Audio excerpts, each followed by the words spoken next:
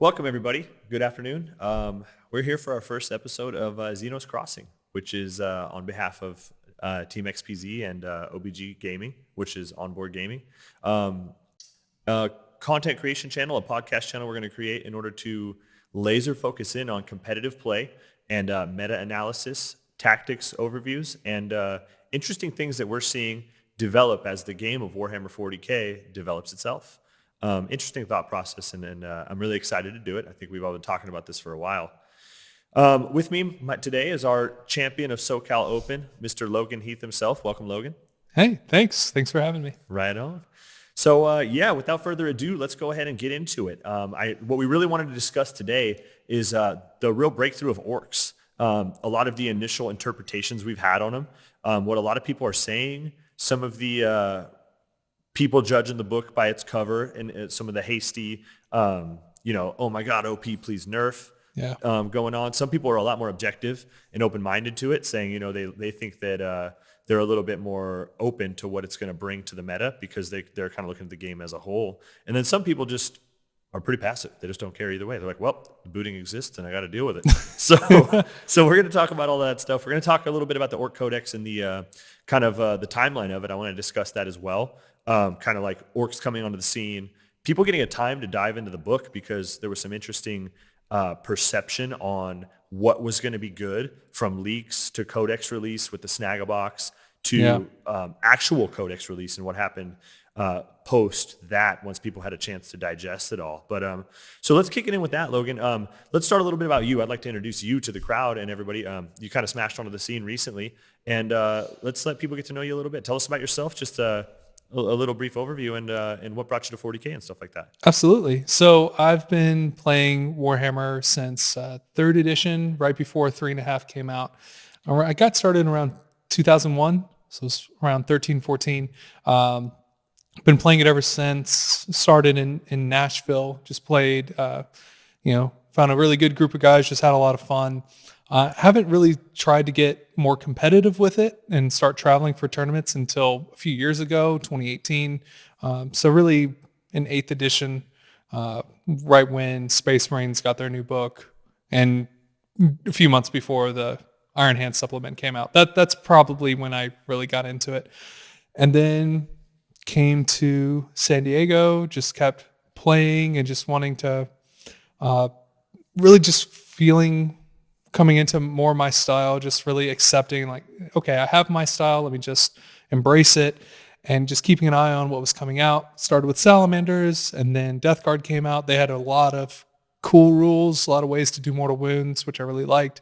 And then Orcs came out, and I've been playing for 20 years. So I've kept my eyes on a lot of different books over the years, and when you're young, you don't really have much of a budget. You mostly just watch from afar and just kind of daydream about things. So Orcs, like the 3rd and 4th edition buggy list, looked like a lot of fun. Reminded me of one of my favorite games, Final Liberation on the PC, where you would play against a orc, opponent that had just like 100 buggies on the screen. I'm like, man, that looks so cool. And then just keeping an eye on them, and then seeing how, all right, I think the buggy list is real, because it was already pretty good in 8th edition, and then it just seemed like it got a lot better. So I just pivoted and said, all right, let's go.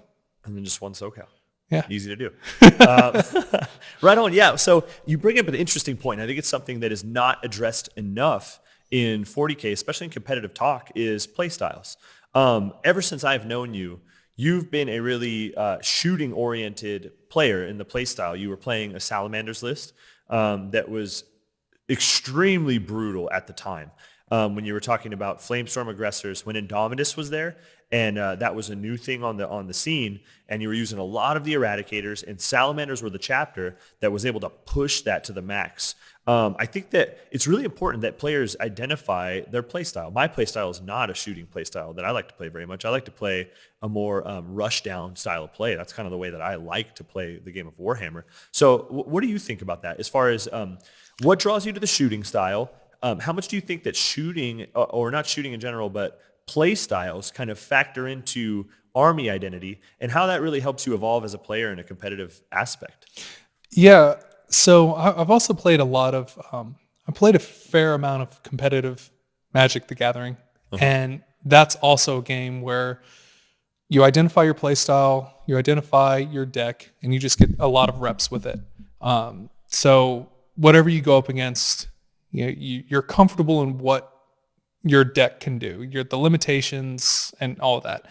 And I feel like Warhammer has a lot of similarities. You have your army list, it has a set plan that it's trying to do, and it has its limitations of what it can and can't do. And you just get really familiar with it. So if you give me a melee army, that's just putting me in scenarios that I'm not, 100% comfortable and confident with. I haven't lived out those scenarios like hundreds of times before. Like it's pretty fresh to me still. So you have some melee experts who are able to position things just so and eke out all the extra movement and really take advantage of all the rules the game has to do some really cool, amazing things in melee. And that's not the scenarios that really, spark in me, that light me up. For me, it is setting up good movement and then from a distance, just throwing a lot of damage down at someone. And even though melee is, just by the numbers, can be more devastating because, a unit of 10 Deathwing Terminators with Thunderhammers, that's a ton of strength. Yeah. Strength 8, flat 3 damage attacks, and you're getting like 30 or 40 of those. You're not going to have a shooting unit that just has that kind of output. So even though the shooting is, by design less potent, I just like being able to do that from range, where I'm like, okay, from the safety of range, I can impact the game, and I don't have to worry about you hitting me back, not immediately. I have to wait till your turn. Whereas in the melee, if you bounce off someone, well, then they get to hit you back. So it's just making sure that I put myself in those scenarios and I'm able to see what I have to do to execute my game plan, where I'm able to bring overwhelming force so that I don't get hit back unless it's in ways that I'll allow to happen. I feel like I have a lot of control there, and I've just been in those situations hundreds of times where it just feels super comfortable. So whether it is with salamanders or Death Guard or orcs, I have the reps to know generally what I want to do and how I need to do it, and the limitations of what that brings, because shooting is inherently just a little toned down from assault. So what I'm looking to get out of it is different from like a melee army that just gets up in your face and does its thing. Yeah, and I think that's important to notice, to identify your strong suits and kind of know what you're going to play your best 40K in, because it turns into a game of who has the lower margin of error, who's making less mistakes, I think, at the highest level. And I think that identifying playstyles is one of those things that, I had to identify in myself. And then I think that as I notice more people that are at a higher level than myself, like top level players, are doing just that, identifying the play style. You'll notice that, the bigger names out there, for instance, Stephen Box enjoys, he's playing the real Blood Angel melee style, and he really is effective in that style. And that's his strongest suit. So he tends to gravitate towards that. And as opposed to where I see a lot of people, at other levels, bringing things that are just more eclectic armies that are kind of doing a lot of everything in every direction and not necessarily tailoring to their strong suit. And that's one thing that I think is super important in identification, huh? Yeah. And I think there's also, people who just take something because it looks good, or they just copy and paste someone's net list. Yeah. And that's really, really difficult, because if they're not your style, and if I just copy and paste like, the winning Grey Knight list, right? That's still going to be hard for me to pilot, because I'm going to want to make that into a shooting army when it's not. It's movement. It's using your psychic phase. It's setting up for these devastating assaults. And oh, by the way, it also has shooting. Yeah. So it's like it has a lot of different things. It culminates like an entire turn to really synchronize into something really effective. Right. And that's just different from what you play, which is exactly, which means any list in the hands of anybody, no matter how strong or weak it is is only going to be as high as that player's potential in a given style. I think unless you have a few people that are kind of transcendent of that, which is very few and far between, and it takes a lot of work to get there. So yeah, I think that, and that segues into the next thing. And let's talk about this, because you gravitate to shooting armies always. Ever since I've known you, it's a shooting army. Well, here come orcs, right? Orcs come out, and then it's like, guys, I remember this. In team chat, we're sitting there talking, and guys, check this out. And we looked, and nobody really knew that much about orcs yet, right? And we were like, okay, cool. That seems just no. Like maybe, maybe, okay. Some people were like, all right. But most people were like, nah, this isn't going to make any sense. How is this going to work? And it looked really one-dimensional. And in the game state of 9th as we knew it, it seemed like something that was kind of like, maybe this isn't going to work. But yeah, that's an interesting thing. How did that discovery come about? Well, with salamanders and just a lot of, just in my style in general, my thesis, my philosophy is, it becomes a lot easier to fight you over objectives if you don't have an army. So that is just the way I like to play, where it's like, yeah, well, this game is not about killing stuff. Well, sure, I don't get killing stuff isn't the main objective, but if I kill all your stuff really quickly, then I can do all the important things without a lot of opposition. So that's what I want to do. And with orcs, when I saw they got a ton of shots, and here's a rule to get 50% more hits. Instead of hitting 5s and 6s, you get an extra, now it's 4s, 5s, and 6s, right? So just a 50% bump, a 50% delta in when you're shooting over 400 shots a turn, just saying okay, but an extra half of your hits are going to convert. At orc volume. Yeah. And when I saw that, I was like, the math there is just insane. And that's what I'm always looking at. It's what does the math say? So with salamanders, it was, all right, let's look at 6 aggressors, 2 CP. I get 72 flamer hits. That's strength 4, AP 1 because I'm in tactical, and it's +1 to wound. All right, so what can I kill? A lot of things, a whole lot of things. But that's just one unit, and that's 2 CPs. That's a lot, and it's only 12-inch range. Yeah, they can move in advance. So you're looking at all their limitations, but the math is there for it to be brutal. I'm like, okay, that's cool. And then I'm looking at when I saw the leaks back in July, and then all that, just seeing how all the data sheets were getting updated, it was like, okay, the volume has gotten more from their 8th edition book to 9th, which is silly.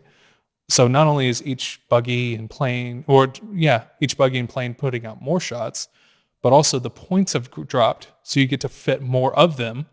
So it's double whammy of you're just getting way more volume. Also, here's a buff that gives you 50% more hits army-wide. So all that just lined up to say, hey guys, the math is there. The math doesn't lie.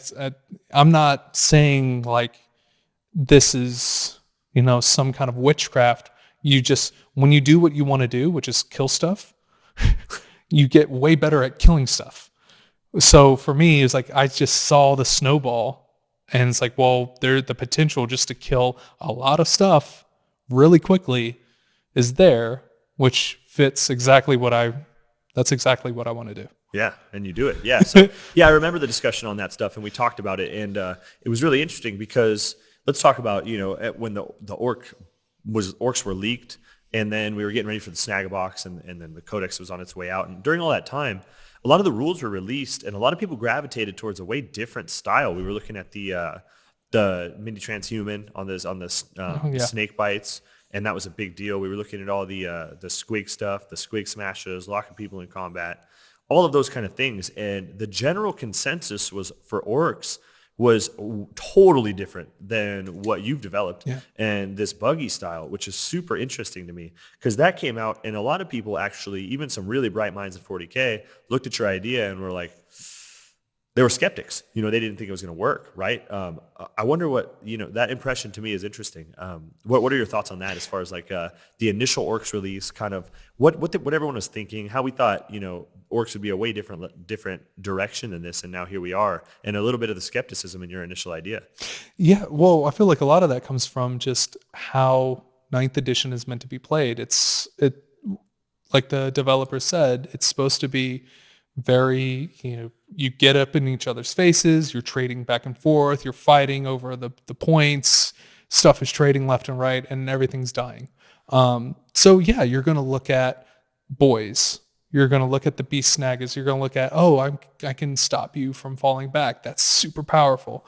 You're going to look at death skulls, which gives obsec to everything. You're going to look at blood axes, which gets to fall back and shoot or charge. And so you see all those, and it's like, okay, this makes a lot of sense. And those armies are great. Like, you see some really like A-tier armies out of blood axes and death skulls and all that. And we saw some people taking 18 buggies, and then we did see some people here and there trying some things with freebooters, like have a freebooters detachment plus death skulls. And so you saw all different kinds. But there definitely seemed to be this tentative energy about wanting to go all in to the Speedwa and what freebooters can do. Like, even at SoCal Open, a lot of those freebooter armies were still taking units to play the mission, like Storm Boys and Commandos and things like that, wanting to lean into other things orcs can do. Like the war boss on the squig, right? Right. All those new units like that do really cool things, and compared to other units in other armies that are in similar roles, the orcs do it really well. They play those roles really well. The units that they have to serve that function, that the Storm Boys and Commandos and that war boss can, all the roles that exist in the game as we know it, the orcs can play that really well. I look at it and I say, well, it just seems to me that you have this advantage, this inherent advantage, this 50% delta for, getting all of your vehicles just that much better. Right. And so why not just lean on that? Just put every point you can into that and just press it as hard as you can, because, instead of trying to play the mission on everyone's level, because yeah, Storm Boys are cool. You can give them OBSEC and all that, but there's still not that many wounds. And they're not that tough. They're not that hard to kill. So other armies, they are really competitive with you when you're playing that level of, hey, let's fight it over the points and let's trade and let's try to put OPSEC on there and try to battle you over that. Instead of fighting them at that game, why don't I just play my game where I just have this unfair competitive advantage? Right. Which is what this book can do for vehicles is just crazy. Yeah. And as you demonstrated. Yeah, I think that's interesting because, in the list building process, a lot of people haven't broken the mold in a lot of ways. We saw it at SoCal with the other freebooters lists especially. And it's kind of something we've talked about a lot in our just personal discussions, where I think you nailed it, where orcs have this inherent strength with freebooters and the buggies and what they can put out, that it seems like to not lean into that strength at a maximum is almost kneecapping yourself a little bit. And you start bringing yourself into these things that passively sound like a good idea for 9th edition. Like, I'm going to bring some commandos. They can infiltrate. I can move block. I can do this and that, or I'm going to bring some Storm Boys. They can come down and do rod and this and that. And all of that stuff in a general consensus would be correct. You'd be like, yes, you're right. Those are great units for rod. They're very similar to like what lictors are doing or warp spiders are doing, and yes, that gives you an option. Or yeah, totally, you can pop up and get on an objective early and raise a banner or something like that. Things you think about in 9th that, generally speaking, are the correct answer for competitive play in a board control setting. But now you think about orcs, and if you're going to go freebooters, and this is a thing that I've always kind of thought about, if we're talking about competition at the highest level, you're creating a list that kind of now becomes, instead of just having a mission it's going to fulfill and optimally fulfill it, now you're having a divergence in your list where you have part of it being freebooters that wants to just annihilate you and table you. And then part of it is going to have these little board control nuances, but they don't mix well. It's like oil and water in a certain way, to where the commandos and the storm boys are doing things that are not necessarily, yes, they can do rod, but that doesn't factor into the game plan as your overall consensus of your list wants to do. Yeah. And then you have, storm boys that can do these little things, or 10 grots that people put in their list. And yeah, they'll sit and hold your backfield objective, blah, blah, blah. But those are points that are actually detracting from your overall game plan of being heavy, an insurmountable shooting phase, and winning the game off of objectives that are completely not oriented towards board control and rod. So it seems, if you really deep dive it, it's super conflicting. And I think that what you're saying makes complete sense, because we look at those other lists, and I don't think most of them have gotten nowhere near the mileage that your list has gotten. And I think a lot of it has to do with that reason. And that brings us to the next thing that I think is important to talk about. Because we've already talked about kind of how orcs busted onto the scene. You've defined your archetype, and as a player, and you've found a lot of strength in the leaks and stuff in a very preliminary sense on the orc book. And we're like, okay, it turned some heads. There was some initial chatter amongst the team, and this burst onto the scene. And then, so we put some stuff together and play tested it, but we found ourselves in the initial list creation phase, right? And if I think about it, ever since the dawn of this list, and how we'll get into how we created the list and how you specifically created the prototype, and we used the team to help develop the list and whatnot. But initially, from the very beginnings, we've never used any of those things. We've never had commandos in it. We've never had storm boys. We've never had these. Another thing that really piques my curiosity is a lot of people really favor some big killy war boss. And that was one of the first things he's only melee. And this is another thing that we kind of initially realized. And I've been really thinking, in a lot of these lists, that once again, it's good in its role. Generally speaking, you'd be like, yeah, that's good. It's a squigosaur. It kills anything it wants in melee. But if you consider the conditions and your climate of the whole, what your list is doing, and narrow down the list building phase, this is a melee unit in a shooting army that's either going to have to be way ahead killing something, or sitting back and contributing nothing, which is not what you want to do ideally and fundamentally in a list. So I think that when it comes to list building, we've never had those things. And let's talk about, in your initial list creation, what do you think are some of the things that are, make your list what it is, and some of the things that have we've noticed as far as like building the list? How did you build it? What was your thought process in building your list? And then what made you want to include the things you've included? Yeah, I think a lot of what you're talking about, just for me, I just look at the opportunity cost.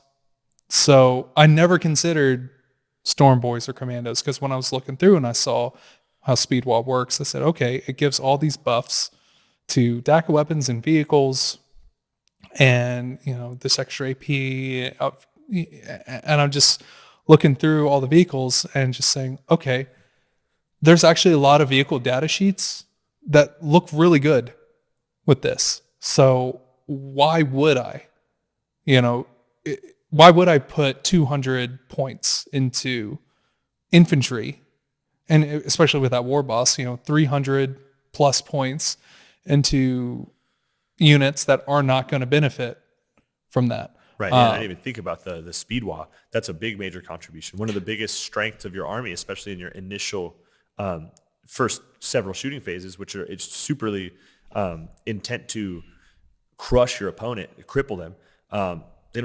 Doesn't even benefit. You're right, absolutely. Yeah. So just everything I take away, and I just seeing that this is a snowball army, and with every +1 you get, you're making it that much easier for you to keep picking out targets. So even if they're in dense and they have lightning fast or whatever, every time you make a kill, you're making it that much easier to kill the things that they're trying to protect by stacking minuses to hit.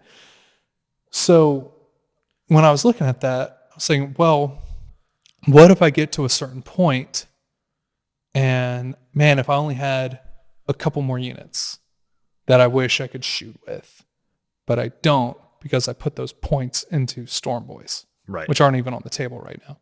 So that's, for me, it was always opportunity cost and just like, I think I can put all of my points into this one direction. And that first iteration, I didn't even consider the infantry because all the buggies have a role. The standouts obviously being squig buggies and scrap jets. But you have those. I play 2 of the other buggies, and then you have the planes, and then the mech guns. And when I realized that the mech guns, they don't benefit from the culture of getting the +1, they can proc it for the rest of the army. So it's like, okay, there you have this built-in +1 to hit already because their ballistic skill is a 4-up. So just everything seemed set up so that you could start small and then really snowball from there. So there wasn't any reason to limit myself. Instead of having a 1,500 point shooting army, I could just play with a 2,000 point shooting army. Yeah, and that makes a lot of sense, and I think there's a lot of merit to what you're saying because, and I mean, initially, so on the creation of the list, I remember going through it and a lot of the discussions that the XPZ team was having over this. It was several questions. The first one was, okay, what's the design of my list? What am I going to do? And it was, I'm going to table my opponent. And then the next thing was, okay, we're trying to capitalize on freebooters and we're trying to get the proc as quickly as possible. How are we going to do that? And the first 2 things that you identified were the indirect squig buggy with the nitro squig, because you don't want to do it with the planes first. So we were like, we're going to use the squig buggy that has the +1 to wound. And we were gunning for the things at the time in 9th were super present. 2 company vets in the backfield, a unit of servitors, a court of the Archon, just chilling on the backfield trying to hold down these objectives while the rest of the army kind of stonewalls the ability to get to that. And we were looking to exploit that and use that to proc. And then the things with massive volume, because orcs, the way that their data sheets are created, the low ballistic skill is made up for by just a higher volume. Naturally, It's always been that way. But with freebooters, now you just have stupid volume with a good ballistic skill. Not the best one, but a great one. So now this becomes insurmountable amounts of fire. So the thing was, how are we going to get that proc as quickly as possible to make all of these insane data sheets, which are your scrap jets, your planes, and even the other buggies themselves, to be hitting with everything, and bikes and all that stuff, hitting with everything on a Tau ballistic skill instead of an orc ballistic skill. Yeah. And then the final thing was, okay, how do we win the game? Like from that point forward, it becomes, and that becomes less of list creation, and it becomes more of nuance in how to play, which is going to be our target priority, which is going to be movement, which is, I believe, the thing that makes you the master of this list itself, is the ability to deploy correctly and move correctly to put yourself not in a position to be in danger of any sort of stuff, any strengths. You're going with that real Floyd Mayweather aspect of you're going to hit him and you're not going to ever be touched. That's what you're trying to do. Yeah. And that's the point of it. So I think that those 3 things when the initial list was being created was, okay, proc as fast as possible. We've got the nitro squig with the squig buggies, and we've got the mech guns because they're already grots. And then the other big thing that we included was the shock jump dragsters. Yeah. Because the other thing you could exploit there is if you couldn't finish the deed with the squig buggy, with the 4-up teleport, there's a good chance that he already has a high ballistic skill. So all of these things that we're hitting the proc on are already at a grot ballistic skill of a 4-up.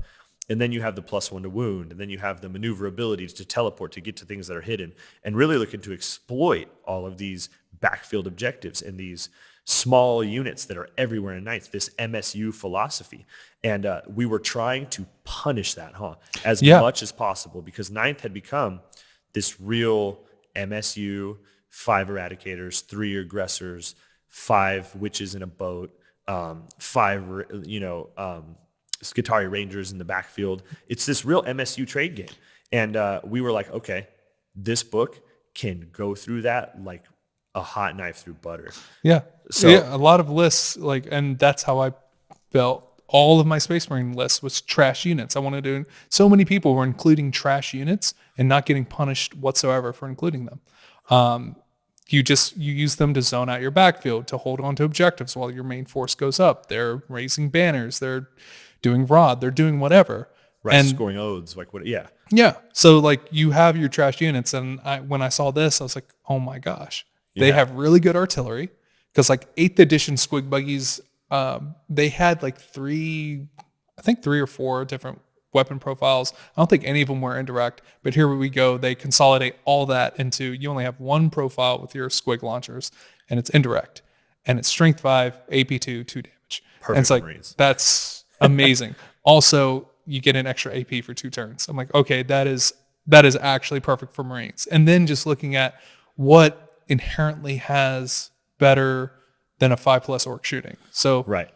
they, for some reason, they gave that to the artillery. The main gun for the squig, it has the +1 to wound, +1 to hit already. Grog So I'm like, gunner. that's perfect for killing 2 company vets or 4 servitors or whatever in the backfield. Exactly, especially with the +1 to wound, because it takes that 3 up to a 2 up, and then it's like, dude, with -2, flat 2, there's not your 5 ups. It's like, So yeah, I think that I remember in the initial phases, that was one of the biggest things that was emphasized, especially by you. You were like, okay, mission number 1, what units are going to be in this to get the proc? That's the key. Get the proc. And half of my units in my list now, I think, half of my units can help me get that proc. Right. So it was the mech guns, and the mech guns were some interesting. So in the list creation phase, they were an interesting thing that we added because as you like geniusly first discovered, you throw them forward and they're massively threatening, and because they hit on a 4, they're D6 shots at what's the strength on it? It's like a 8. las cannon almost. It's strength 8, AP3 goes to AP4, and then D6 damage. Yeah, so it's a -4 D6 damage at strength 8. That's very threatening. And, it's a vehicle, so it gets ramshackle. So we looked at this thing and we're like, dude, this is a proc monster. This thing, if they leave anything out there, we're going to proc on this thing and save the squig buggy. But, so you have that direct line of sight covered for procking. Then you had, okay, we're going to include the nitro squig on a squig buggy because that's our contingency for players that have really solid deployment and we can't see anything there. So you've got your mech guns. Now this is contingency B. We're going to use the squig buggy if we need to. And we can hit stuff that's deployed within range, even if it is hidden, and we're going to punish all of these trash units. And then the third contingency is why we keep those 2 shock jump dragsters that do get a lot of hate from a lot of people. A lot of people are like, hey man, why don't you just bring more scrap? They're so good. They're so good. They're so good. Like, because their big gun already has a ballistic skill of 3. Yes. And then when you teleport it, that's still advancing, but you ignore that for the first turn, so it's still hitting on a 3. And if you proc, then you have orcs hitting on 2s, and it's 2 shots, strength 8, AP3 goes to AP4, D6 damage. Right. That can do a mortal wound if you roll a 6 to wound. This is like Melta stats. Exactly. So your mech guns are like Meltas. You got your squig buggies that are wounded on 2s. And then the best thing about the shock jump is when you advance on that 4+, it teleports. So things that are hidden and people think are safe, you can jet something over there that hits like a Marine and gets your proc.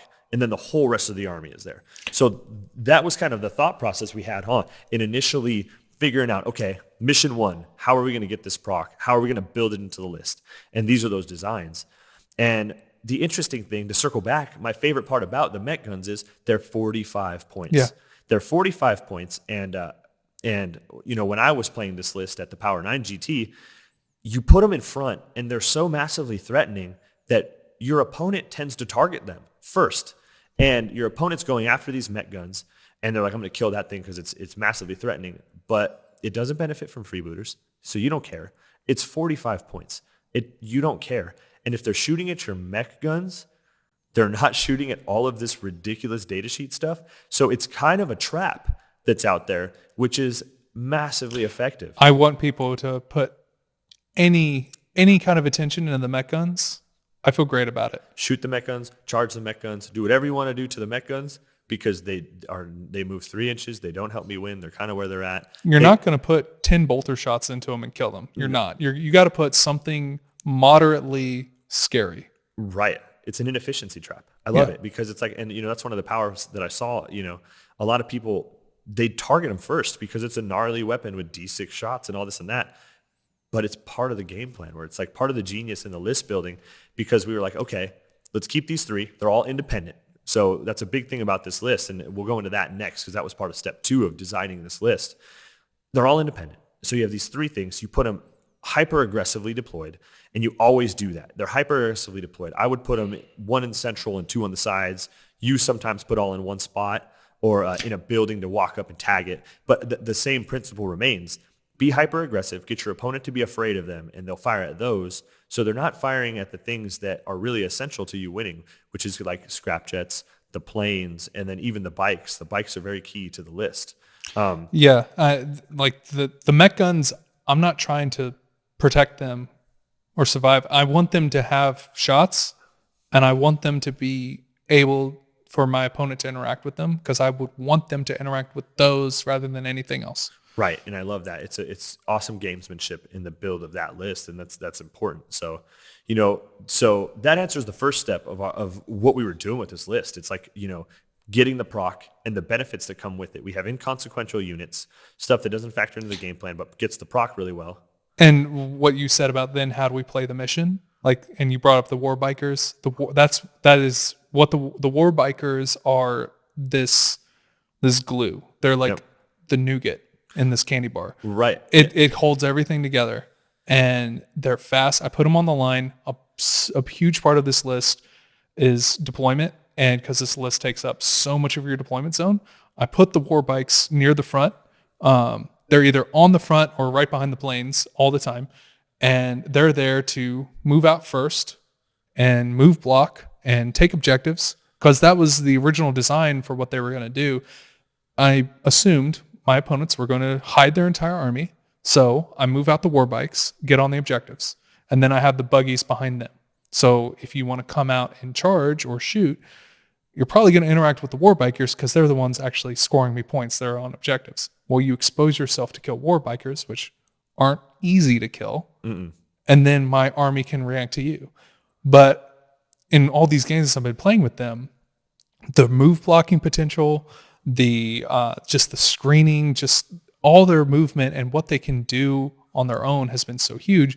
And oh, by the way, they have 36 or 30 shots that just come at you, and so they're also very powerful in just kind of filling in those gaps that the buggies do a lot of other things really well, and I feel like the war bikes kind of really complement that game plan, kind of like what you were saying, helping me play the mission. Yeah, and I think so that'll bring us into the next portion. So we've got the proc. The next thing is, how are we going to play this mission play the army as it develops? What's the list going to do post proc? So how are you going to move out? How are we going to move forward? So we were looking at that, and then also you factor in, how's your opponent going to stop what you're doing? So we looked into it. We got our proc with these ablative units that are not going to really do much. You've got war bikers, units of 3. And then you've got the planes, and you've got all of your buggies. Now we're in individual units. That was a real big deal. I remember, since we started this list, we have never had more than a single buggy in a unit. And that was maximum emphasis, because what you see is to take away all of the value and spill over into killing these things that are your essential units to win the game plan. And so we've always had individual units. We've had a diverse spread of them, and the big thing about that was to mitigate any potential your opponent had to essentially hurt you or dictate the game plan. You're only ever going to get a single buggy out of it. If you charge and tag anything, you're tagging one buggy. If you shoot and you do overkill, you overkilled into a single buggy. And usually it's just like the mech guns. It's emphasizing a poor trade. You're going to expose yourself. You're going to kill one buggy with ramshackle, which you have to invest more than you believe more than it seems like. So you're going to encourage mistakes. Once you encourage those mistakes, if they do succeed, they've had a lot of exposure to kill a single buggy. And usually they're exposing far more points of their army than what they're going to lose in return. And that's kind of how the list continues to play. And then the war bikers complement that, because the war bikers move up, and like you said, they're going to be on a point that's scoring. And if you have to shoot it, if you're going to play 9th edition, because you have to stop the scoring. But if you stop the scoring on these units that are smaller, then you're not stopping the fact that you're going to get guns shot at you when you're not shooting any guns to mitigate what's coming back. The longer the list can have unharmed, the more it's at its full threat potential, and that's really bad for your opponent. Those are key things. And then, so the bikes factor, perfect. And the biggest Achilles heel that seems to be discussed amongst the competitive community is, okay, the way to beat this army is we got to jump in, tie it up, wrap it, lock it in combat, right? Well, you got bikes and planes. Those are simply in there. Half of the reason they're in there is to completely stop that. Yeah. What are your thoughts on that? You created it this way, and this is a big thing you've developed in your beginnings. And you've emphasized across the whole things, even some of our younger teammates in there that have been starting orcs, and they'll combine some orcs into buggy units, or they'll drop bikes for this and that.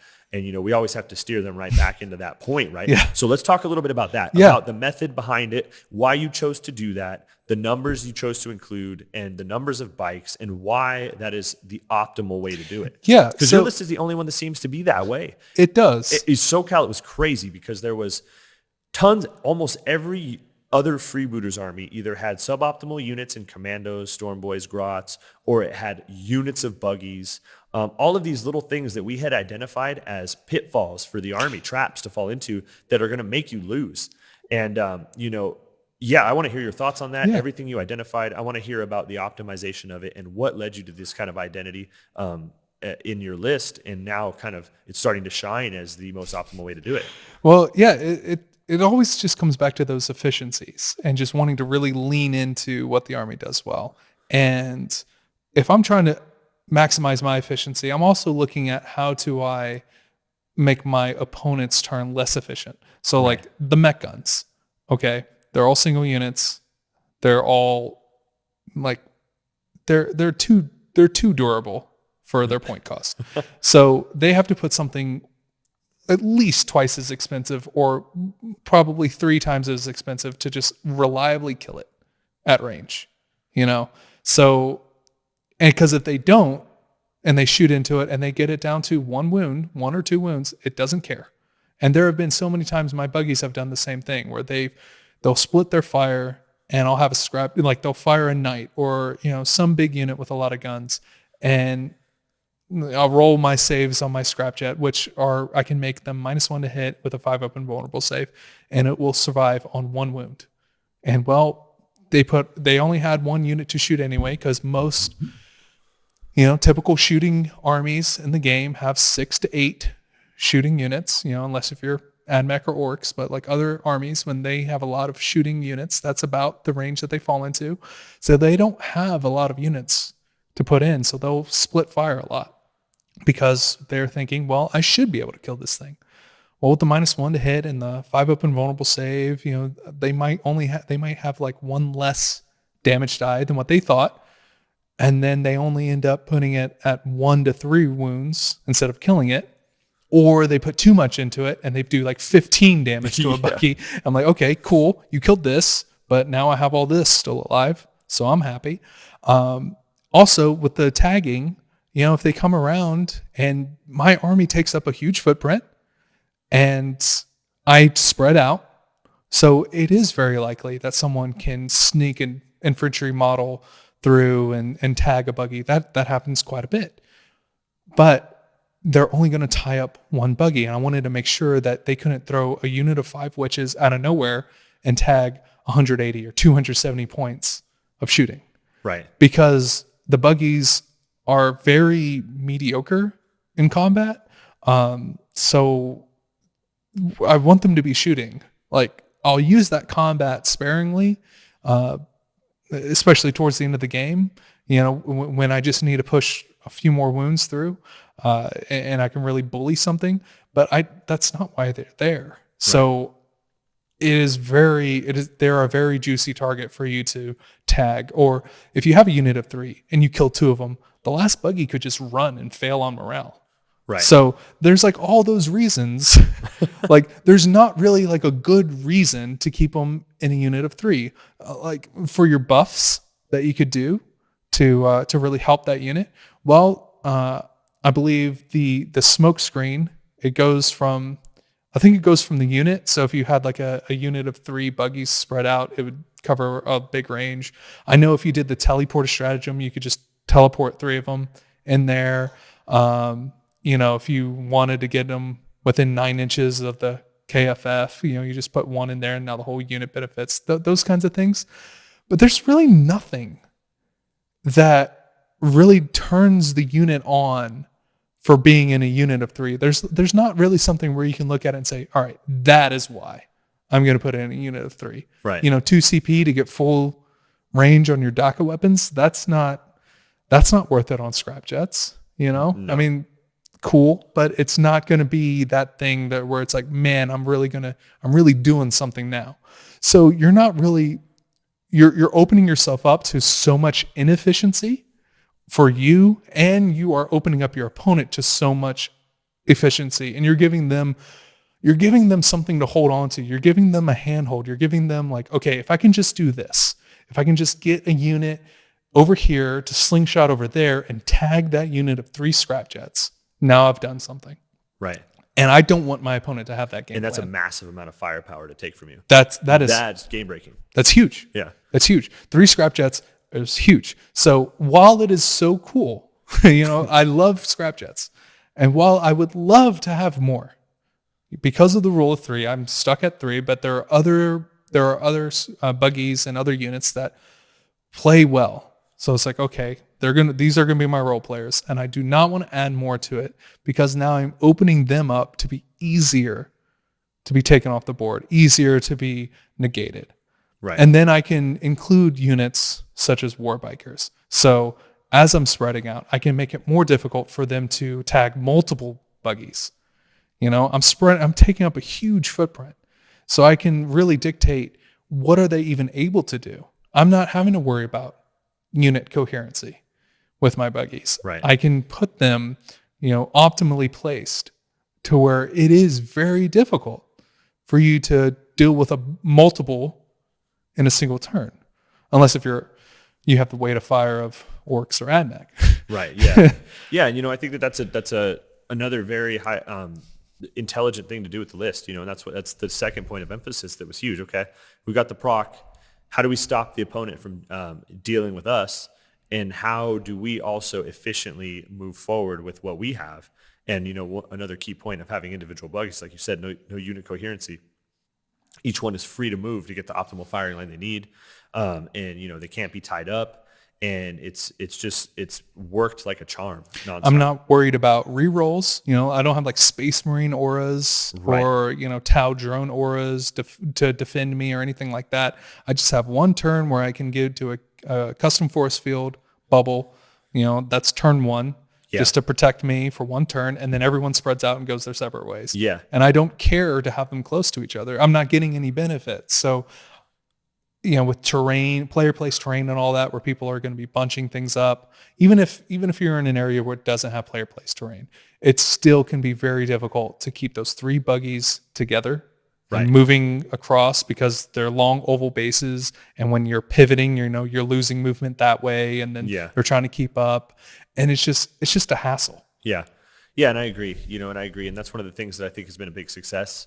Is with that specific list design, because it seemed to me like the initial draw for other people to do that is for force organization reasons, because our list is 2 outriders, plain and simple, which costs a lot of CP. Sure. You don't get the refund from their warlord. You're down half your CP to start. But this book, you go through the stratagems, and there's not really a stratagem where you're like, that is game breaking. I'm going to build my list around it, because in the list building phase, a lot of times players like Chaos Space Marines will do this, notably. Yeah. You're building around 1 or 2 stratagems. Endless Cacophony, Veterans of the Long War. And I need a budget for that 3 turns. So how do I optimize my force organization to be able to do this every turn? Orcs don't need it. This list is a data sheet list. It goes off of, and the book is largely that way. There's not a lot of good secondaries in the book. There's not any real crazy stratagems to write home about. You're not getting any wild relics or warlord traits that are going to cost you CP that you need. It's data sheet and clan culture. That's what drives the whole book. So that's what drives the whole list. You just roll with that strength. Once again, leaning into the strengths heavily, it makes sense. So that's why we choose to do that. We'll take the hit on the CP for our force organization initially, because you only need the CP defensively if you go second against an army that has a real chance to tear you down. Otherwise, CP reroll something maybe. Yeah, the strategy. I basically only use 4 stratagems. It is if I go second, or even if they're a good army and I keep everything kind of bunched up on my first turn, to do the smoke screen for the -1 to hit, and then the shield boost. So I need 4 CP for that, and then after that, it is ramming speed to get that 3d6 charge, which is amazing because you don't have to drop a dice. It's just 3d6 with a free reroll because orcs. Yep. And then it smites something on a 2-up. I charge something, roll a 2-up. I do D3 mortal wounds. Yep. So that's cool. And then CP rerolls because I have a lot of D6 shots and the 2d6 volume. Sometimes I roll a 2 for my squig buggies and all right, CP reroll that. Yeah. Keep going. And it's just, and you just keep that in your pocket. I mean, the real truth is you don't need it. It just keeps it in your pocket if you're on the precipice of a second proc to overcome some dens. Maxes efficiency. It's I will say sometimes if my planes, I'm kind of spread out, I'll use the 2 CP on one of them to get full DACA. Right. Because if I overkill one flank and then okay, well now I wish my plane would be over there now. Closer to have the full. Yeah. So you could use more DACA. But that's super situational. Exactly. Yeah. So it's situational stuff. So the idea is actually kind of not having to use that stuff. You don't need it. It's just there if you can wring a little more out of the cloth, more or less, which is there. And that brings me to the last part of the list in design, which is a major staple of the list, which is the inclusion of a certain loadout of planes, which is the 3 DACA jets and the WASBomb, Blastojet, which is completely bonkers. With Freebooters, it is absurdly bonkers. Yeah. And then the DACA jets themselves, they're in a position right now where the cost is super low for what they do.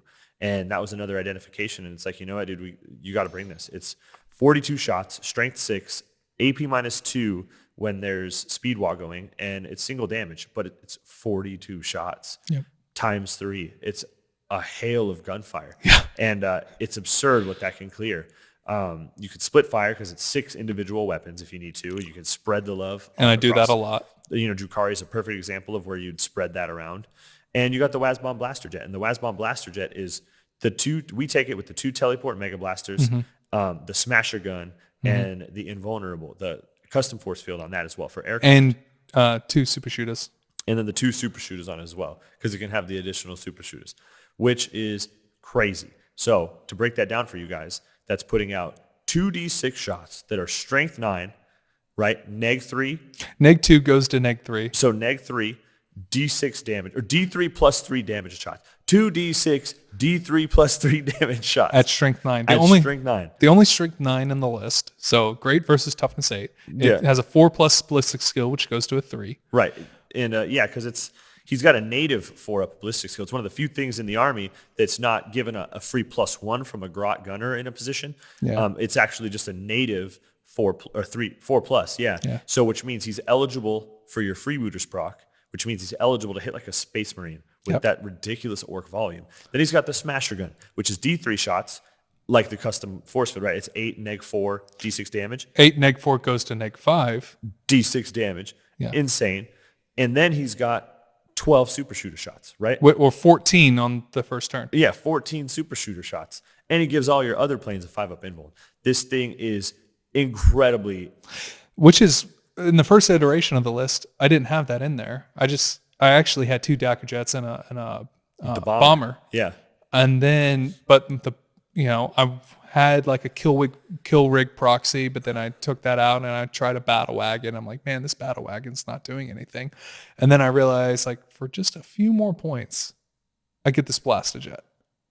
And it blasted does. And then I was like, to free up those points, I take this bomber, which is cool. In theory, it was either people are in the open and I can shoot them, or they hide up and then I can bomb them, and then the kill rig can come up and psychic them. Right. That was the original plan. And I remember you talking a lot about that too. The bomb didn't seem like a lot to write home about, but against stuff that didn't include crazy trash, the thought process behind it was you could fly up and bomb to soften the target up so that when you're shooting units, are there your mech guns or your squig buggies, you could reliably seal the deal for that +1 very quickly, because that's mission 1 in the list. And I think that still has value, but You take that bomber down, make it a Daka jet. You take that battle wagon, make it a WASBomb blaster jet. Now you just have 4 planes that don't care. They don't need the help. Nope. And that blasted jet can go up. It can do its procking on its own. It doesn't need anything to help it soften you up. And all those guns are blast. Yep. So it could just get 15 plus 9 plus 14. It can just get 29 shots on a unit if it's like a big block of 20 sisters. Where you're looking at like, Terminators or whatever. Yeah. And it's just like, okay, this is fine. Like, I don't need any help. Right. And that thing is so crazy. It's so good.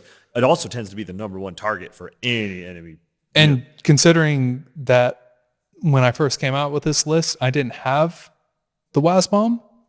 And then it just like kind of materialized out of nothing. And for me, the bulk of the list is everything not the WASBomb. Right. Like, you killing my WASBomb turn 1, it's okay. I didn't need that anyway. Right. It's not part of the plan. It kind of falls in there. Like, it's really nice to have it. I've seen a lot of games where like I'll fly up my WASBomb, dunk something really hard, and they're like, I'm going to never get hit by that again, and remove that thing. And then it's the rest of the list. But you just don't need it. Yeah. Like, and in the SoCal Open, my first opponent in round 7, I put out the WASBomb. I was like, okay, this thing's going to die. Right. There's not really like the way I want to play this game. I don't need this. So I'm going to get my procs. I'm going to give it its shot to like really hurt Be'lakor, because that's not a model I want to, I'm not going to kill it until I focus it down. Right. So it's like, okay, I'm going to do some things. I need my planes up to take that first wave, to move block, to really take that first wave and give me another round of shooting. So I'm throwing away the WASBomb. Right. And I'm giving it its shot. And in my game, it failed horribly. Like, it was hitting on 3s, it was wounding on 4s, and then he was saving on 4s. So my WASBomb did nothing to Be'lakor. Right. I was like, all right, that's fine. And Be'lakor did what Be'lakor does, and he just smashed it out of the sky. Yeah. Okay, that's fine. I knew that was going to happen. But that's the kind of plays I make with that. I don't hinge my game plan on, man, I need this WASBomb to kill 2 or 3 units for it to get its value. It's usually one of the very last things I shoot. And it's just like, okay, what is a really cool thing that if I could just kill with 1 unit, that this would be great. Like against Dark Eldar, it's like, okay, could I kill 2 raiders with this? Yeah, that'd be cool. Try. Yeah. And then you just try it. Yep. And if it works, I feel great. Right. and then the Daka jets go to town. But if it doesn't, that's okay. I didn't need it. Yeah. And so it is, like you said, it's a very good, nice to have. Yep. And I feel like so many people focus in on it, and that makes me feel happy because it is great and it does do a lot for the list, but it's not crucial. Right. If you notice a lot of what we've said, the things that people tend to draw all the attention are not the things that are truly essential to the list. It's the mech guns. It's the 1 WASBomb jet. It's the bikes. But what wins the game is the scrap jets, the squig buggies, and the Daka jets. And there's so many pieces, and they have so much overlap that I have lost 2 scrap jets on turn 1. I was like, okay, well, I really wanted those rockets. Yeah. But I don't have them. That's fine. Now the Draxes are going to have to pick up slack. I still have my mech guns. They're going to have to pick up slack. And so it's like you have so many units that they can pitch in. Right. And so, yeah, I feel like this list has a lot of resiliency. Not only, it's not just about spam, it's also an overlap. Right. And that it's just hard to remove everything. Yeah, and I like that. And, I think it makes sense, so that's the list in a nutshell and how it works and the kind of the thought process behind it. And then, finally it's just, it does lose. So it's important to talk about. There are times where the list does lose. It majorly doesn't, but certain things overcome this list, which is the difference between a lot of stuff. It's the win rate right now for orcs is kind of interesting because it's not as high, Yeah. Like as a whole, it's not super high. My personal win rate, I've played well over 20 games with this list. I've lost once. Right. So like my personal win rate is really high. Uh-huh. But like you said, it does lose. It can lose. Dark Angel, 35 Terminators. That's a really hard list. Yeah. My loss at SoCal Open was against AdMech. I played I got first turn, but I played super aggressively. It was battle lines, so we were on the. I was going down a narrow corridor, and I went really aggressive with my planes. And then he was able to turn around, send units back and into the corners to keep me from having a place to land. Yeah. So he negated 4 planes worth, and then he was able to concentrate on buggies. Right. So he took advantage of my play, and then turned it around. And then when it was my second turn, I didn't have the follow up that I normally do. Right. So he was able to stretch it out, and so I lost like 40 something to 60 something. Yeah. So yeah, that's one of those kinds of games. Like, okay, if I would have played with a little bit more understanding of his capabilities and for him to zone me out, I could have played differently. But right. I didn't take that into account. So he capitalized on it, outplayed me, and he took it down. Right. So it's like, yeah, you can beat the list. There are things to do. But then there's, I had 2 games at SoCal Open that I only played 1 turn. Yeah. I had another 2 games, maybe 3, that I only played 2 turns. Right. And that's what this army does. Yeah. It starts fast and it goes through the game super quick. Right. Yeah, and so let's talk about a little bit more on this because as a quick synopsis, we talked about the identification of the strengths of the book and what it's doing. Then primarily you fabricated a list with all of these ideas in mind, and these were the kind of the things we were talking about. We took a look at the state of the meta and what was there. It was a lot of trash units, a lot of small trade units, a lot of T3 out there that was just dominating the meta. And we were like, okay, this list can destroy what is at the top of the meta right now. And we built on that. And so we built the list with all of the things that we just discussed in order to facilitate that and lead into the strengths as heavy as possible with no weaknesses, intending to play an insurmountable game of Warhammer 40K, and in some ways you could deem it's a shooting skew. So rolling through this, it's been very successful, but a lot of people have been saying a lot of things. I'm curious. I want to roll into this now. We've seen a lot of people saying, "Oh my God, OP, please nerf orcs." This should not be a thing. It should be broken. It needs to have points deductions. A lot of people think it's unfair.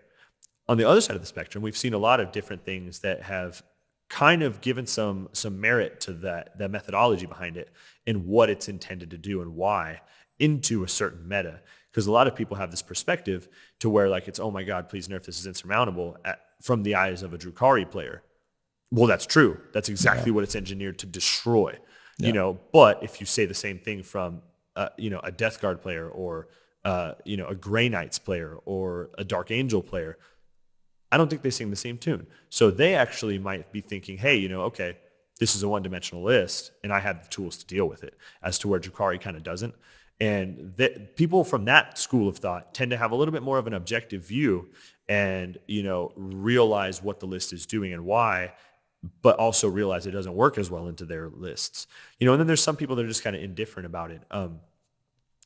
What are your thoughts on that? As a man who's been playing the orcs, as a man who has won events with them, and you've been on the winning side of both very decisive games, which is violence of action, and long drawn out slugfest games against some suboptimal matchups for you. On the state of orcs, what they're there. Let's talk about what you think as far as the current meta goes, what you think on these opinions, and kind of what you think on the state of orcs, as a whole.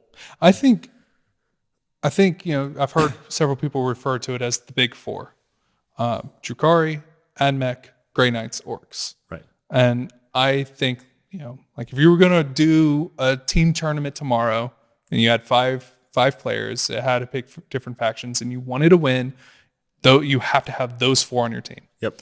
100%. Agreed. And probably I think like Dark Angels with Deathwing Terminators would be a strong contender for the 5th. But those 4 like have to be on the team. And I feel like, the fact that we can say, all right, there are 4 armies, because it wasn't that long ago we'd say, well, there's just 2. You have Drukhari and Admech. Right. And but now we're talking about Grey Knights and orcs. And as we said, orcs, their power is in the data sheet. The power is in the numbers they can bring and all that. Admech have a ton of power in just their command phase, in their stratagems. They just do whatever they want. Right. Yeah. Yeah. they they don't care. They can almost do every phase of the game better than every other army because of all the buffs that they have access to. Like there's not one thing that they can't just excel at. Or they just identify what the army's strength is, and they have a plethora of things to just completely blunt that sword. Yeah. Right? Are you a shooting army? Okay. Well, I ignore AP 1 and 2. And I'm plus in 2 to cover, save. I'm plus 2 to my save, blah, blah, blah. Okay. You're a mobility army. Sweet. Protector protocol or whatever it is, right? Where it's like plus 1 to hit, ignore negative modifiers. You don't get cover. I'm going to annihilate you with Skitarii. Or they have, aggressor protocol where it's like, all right, it's like, here, what do you do well? Okay, hang on. Let me flip to what page of my book. I'm going to use this. Sorry, brother GG. Yeah. And so it's like, yeah, I understand. I totally get it. Like that final, you watch that and you're just like, this shouldn't happen. Right. And I agree. Like, yeah, that's... You're referring to the SoCal Open final? Yeah, the SoCal Open final. Yeah, you watch that and you're just like, that shouldn't be real. A legendary player shouldn't lose like that. Like that just shouldn't be a thing. And I agree. It's true. Yeah, like that is all true. But also... That's in a vacuum. Yeah, that is in a vacuum. But like, let's look at things that AdMech can do. Let's look at what Drukhari have been doing for months. Yeah. Like... When Drukhari first came out, they were just completely unchecked. Right. No one was at their level. Well, you get a few books later, now they're just one of many. And they're still doing well. 3 Drukhari players were in the top 8. Yeah. In SoCal. It's like you were running the gauntlet of Drukhari. It was insane. It was, it's too many. Yeah, and Sean Naden tooled to beat AdMech. And I think he beat 3. He ran a gauntlet of, he beat 4 AdMech players. 4. Pretty decisive. Wow. Yeah, so he goes up against AdMech, which I just said, we just talked about. Mm-hmm. They just turn to a page in their book and they say, oh, what do you do? Okay, well, I'm going to do this. Yeah. And that is their game plan. And they have so many rules, multiple supplements, which is crazy. And they just do everything. And like their command phase can just take a while if they're trying to figure out exactly what toolbox item to pull out. And yet Drukhari can beat them. And then orcs come along and then can beat Drukhari. And then I ran into Grey Knights, which on my first turn, I got first turn. I did everything I could. I killed 1 5-man unit. And I got 1 Grey Knight down to 1 wound. So like that's how my first turn went. So it's like, here are armies that just really butt heads into each other. And sure, maybe orcs are heavily favored into Drukhari. But these top 4, they kind of feel like they're all in the mix with each other. Yeah. So maybe this does need to be heavily revised. Maybe it does. But also maybe, just for the sake of argument, maybe we let it ride for a bit and see like what among these top 4, what can come about. Because then we also have like the Deathwing Terminators that come up and say, well, hey, we play really well into orcs. And we also have a game against AdMech. Yep.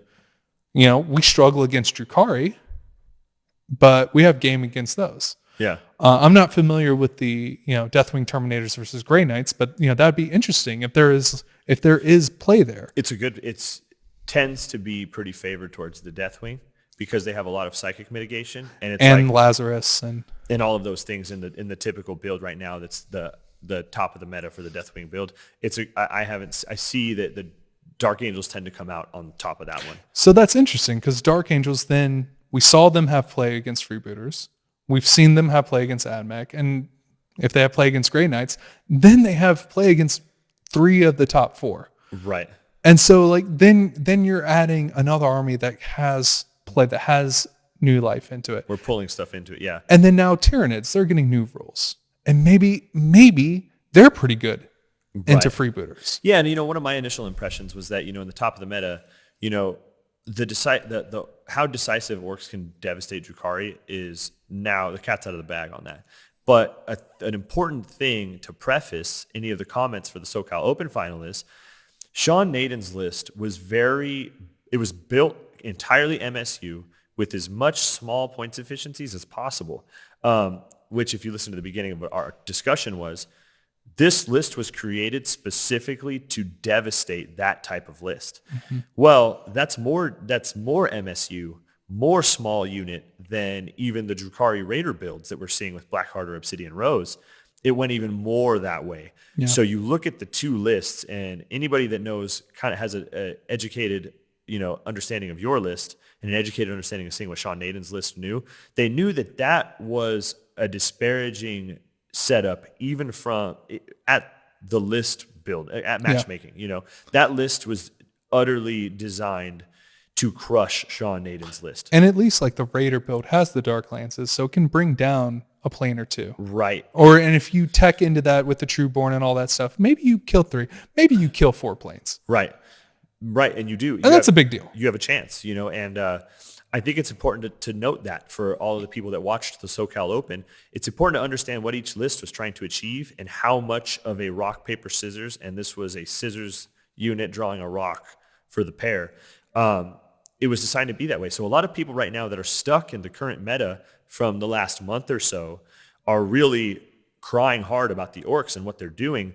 But the big thing about it is the understanding of evolution, and what needs to happen as the meta is a wheel that just continues to turn, and all of the stuff that worked for you a month ago as codexes are released and FAQs are released and things like that, people design to win the game. They design their lists to beat the things that are on the top. That's exactly what that SoCal Open Championship final was a perfect epitome of that. So, one of those things that I think before we get to the, oh my God, orcs are OP, please nerf, I play Dark Angels. I don't necessarily agree with that. And I think that I've only tend to hear that from the side of Drukhari people or people that are really successful in the current meta or the previous meta, not wanting to really understand and have to embrace the fact that you might need to bring back some durability. MSU may not still be the way. It might be, maybe not, depending on your local meta. And, also having some time to develop and defeat these things that skew one way or the other.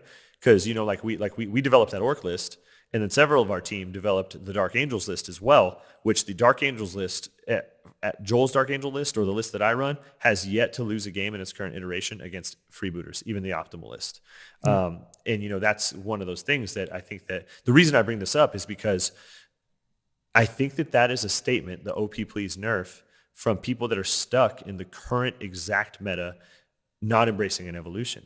Now, I think that as it evolves, I'm going to encourage people to build into it, and you'll find that it's actually a crazy competitive game into the orcs and stuff like that moving forward. And I'm curious to see how the meta shifts to deal with it. I would like to see more orcs on the table and more people playing orcs to kind of level it out and then bring other armies into the fold that have the tools to deal with this stuff. What's your thoughts on that? Yeah, because you need to give things time to see what can people come up with. Right. Because 35 Terminators, that is a solid, well thought out answer to Freebooters. Right. I haven't played against that yet, but there are things that just inherently those Terminators do well against the army, but also it's like the orcs still do have some options to play against Terminators with the planes they can move, block. Then you're pushing it onto the orc player. Like, okay, what are you going to do? Right. You're not going to bully us off the table. It's a tactical game. Now you got to win on the table. Yeah. So what are you going to do? So then the orc player has to adjust and say, okay, now I need to rely more on my movement because those two armies specifically in that matchup, you have speed and shooting versus durability and melee. Yeah. And they're going completely opposite directions. So it's like, okay, now you have these two armies that are playing in different sandboxes, now fighting over objectives. And it's like, okay, now who's going to win? And I think that could be really interesting. And so you don't get that if you knee-jerk rug pull, on some people. So maybe you let it ride for a little bit and see what I think people it's going come up to. with it. I don't think that, especially with the reveal of the new Charadon, or actually not Charadon, Octarius, the new book, Warzone book coming out, there's going to be some buggy hype that I've heard, coming on from that, which leads me to believe we're not going to see an immediate change to orcs. so which is going to be interesting because we're going to have to see players at the top of the game and across all aspects of the game actually to adapt and have to build into their list a way to deal with this as well. And I'm excited for that because any meta shift is interesting in my opinion. That's going to be cool.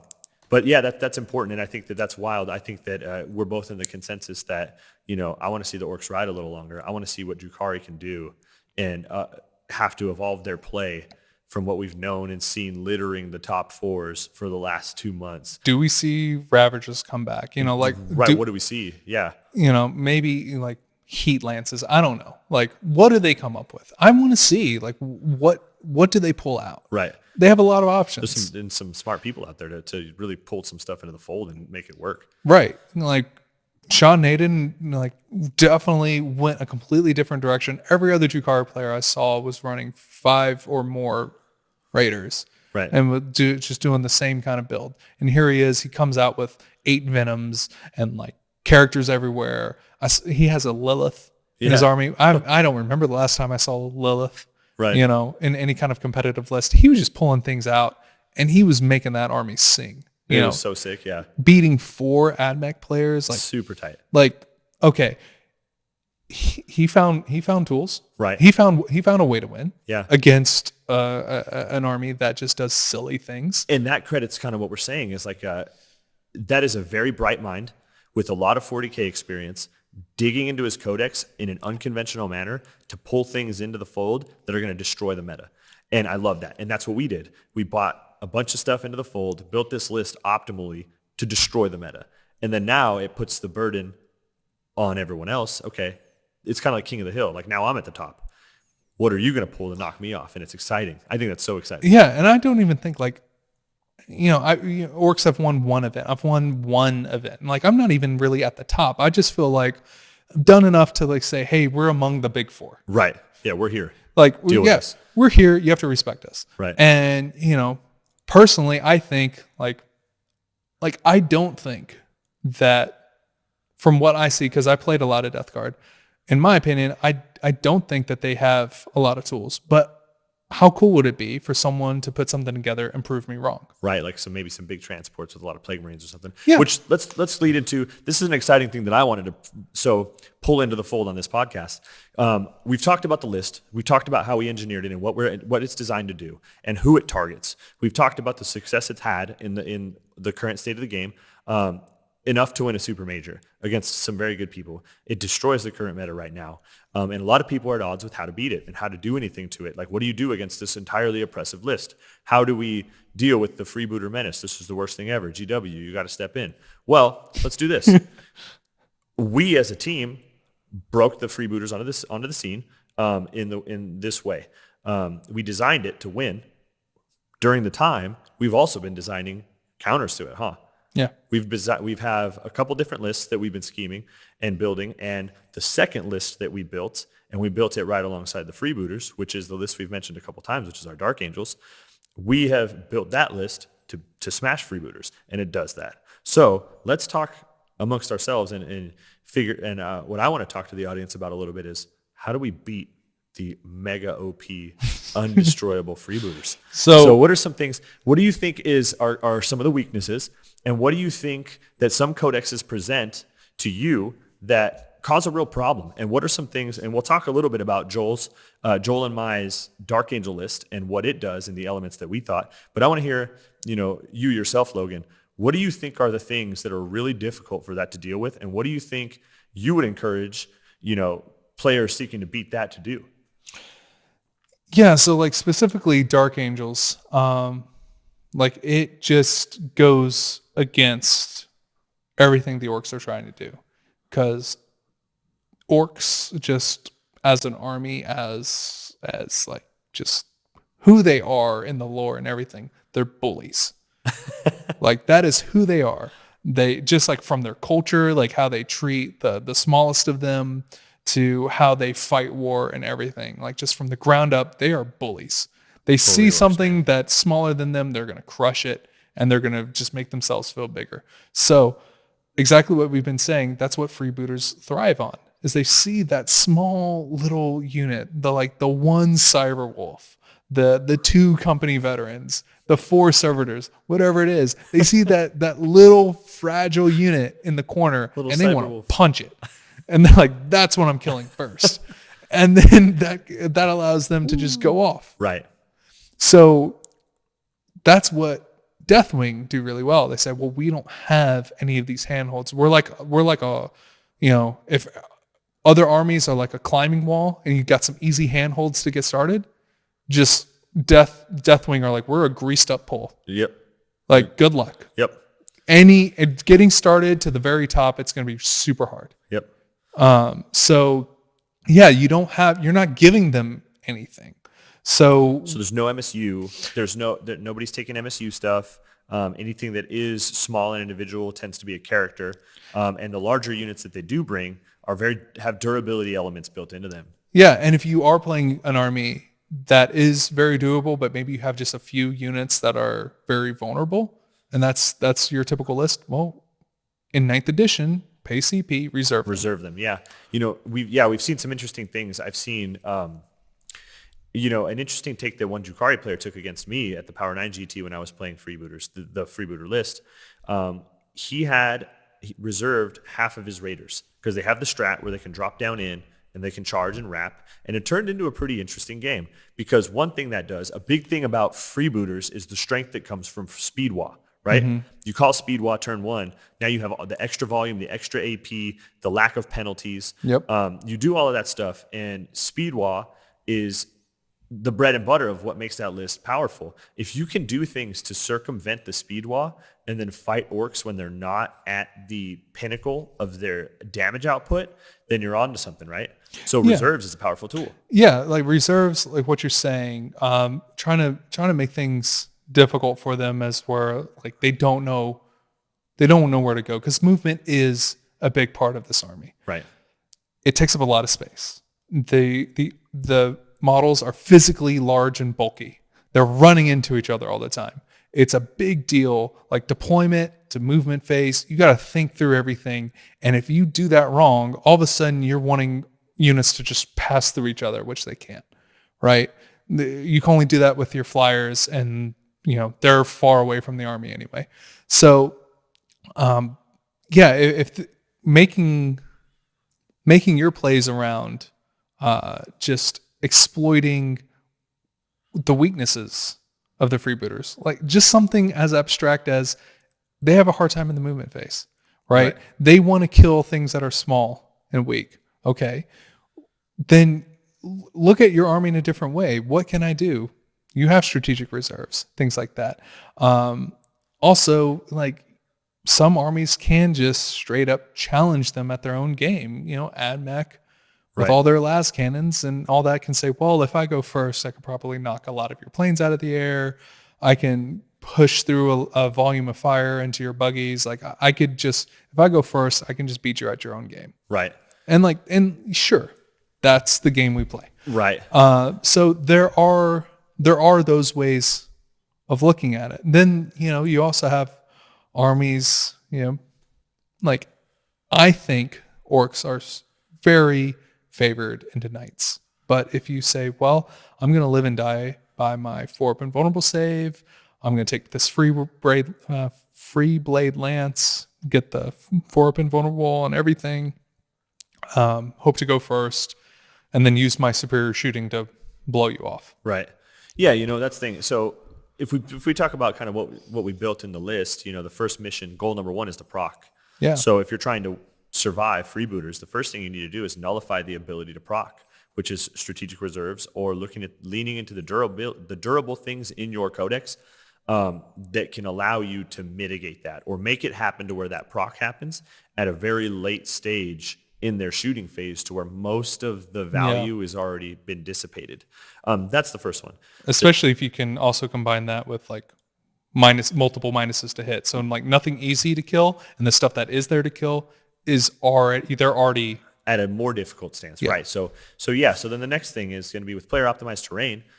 The other thing you can look at is stopping the proc with your dents, using the tools that are your dents. You can put your dreadnoughts tagging the dense terrain. So now the orcs shooting at you are at a -1 already. So now they're overcoming several And you also layer that terrain, so you have that minimum gap that things have to be, right?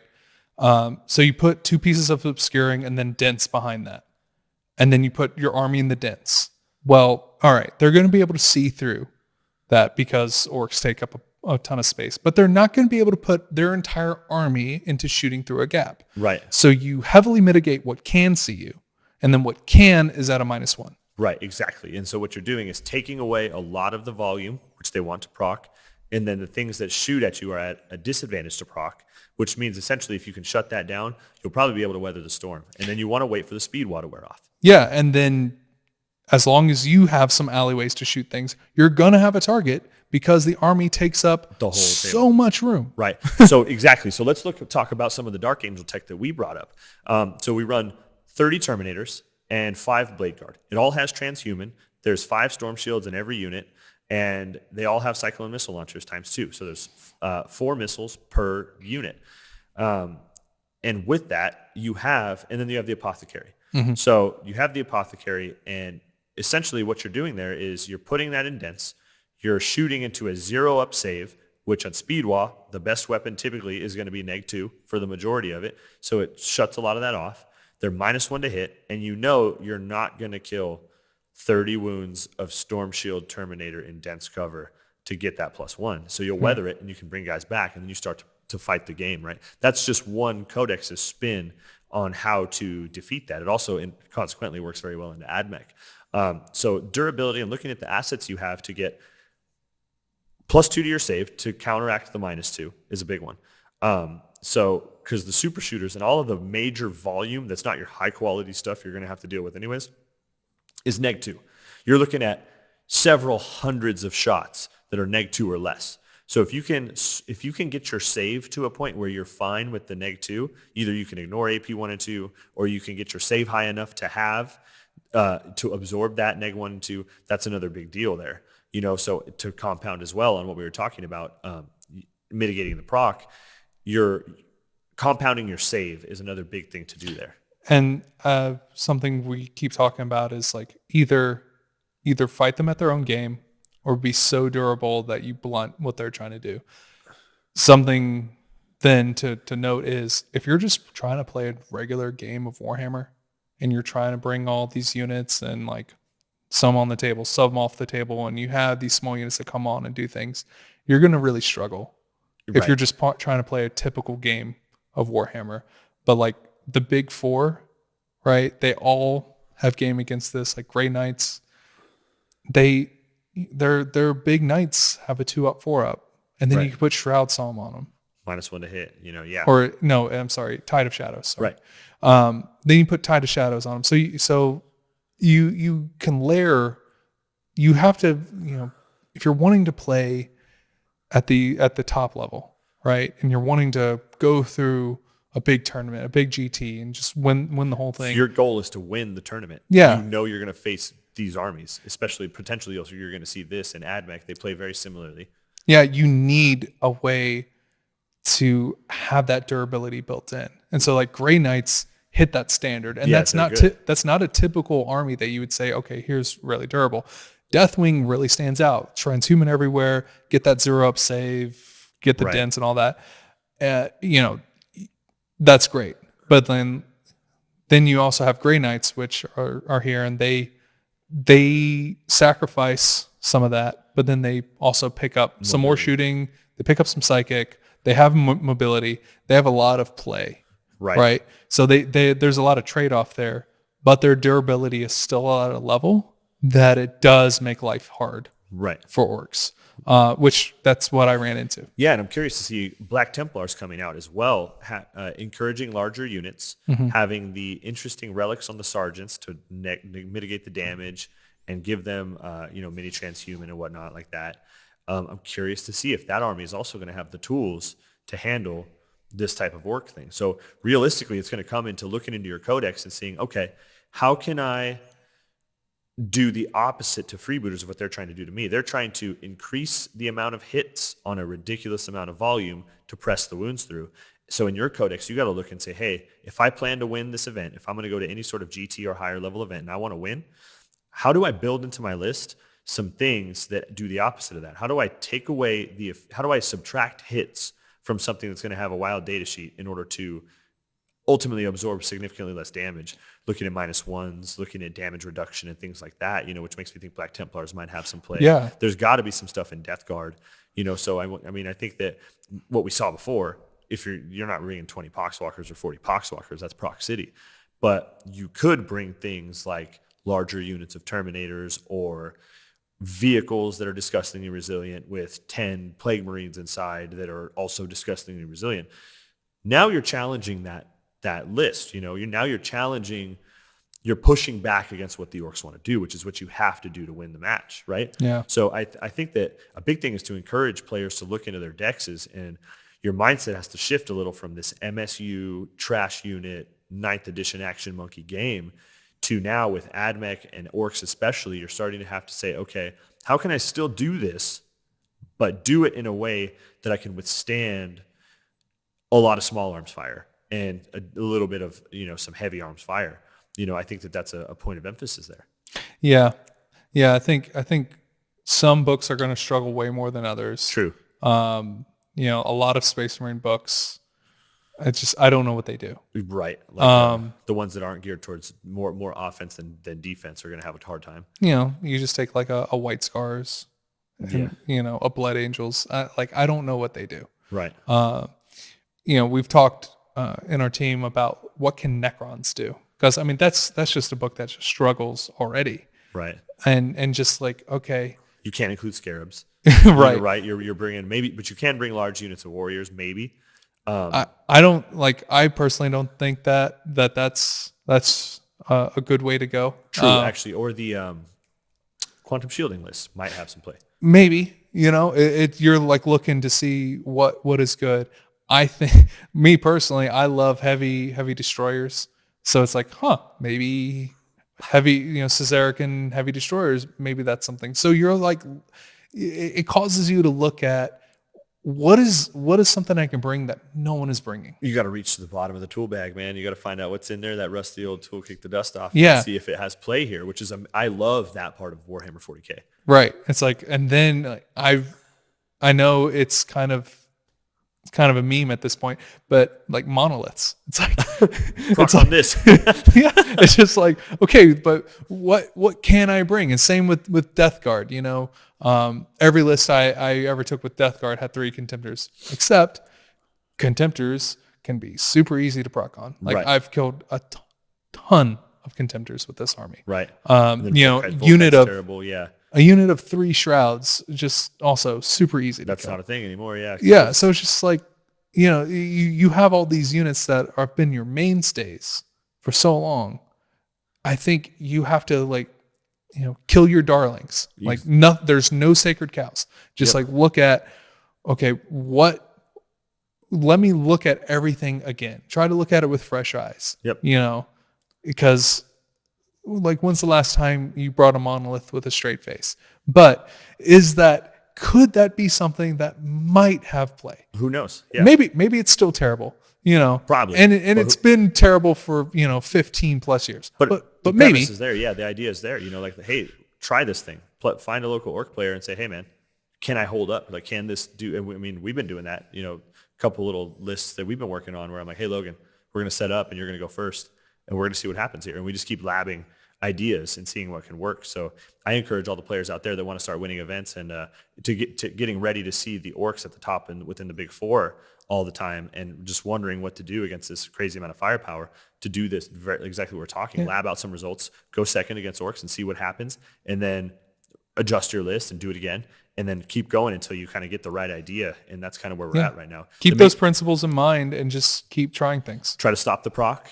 Try to get some -1s, and MSU is a real issue there. And then also, how are you kind of gonna fire back with some anti-tank? Those are kind of the big 4 things, right?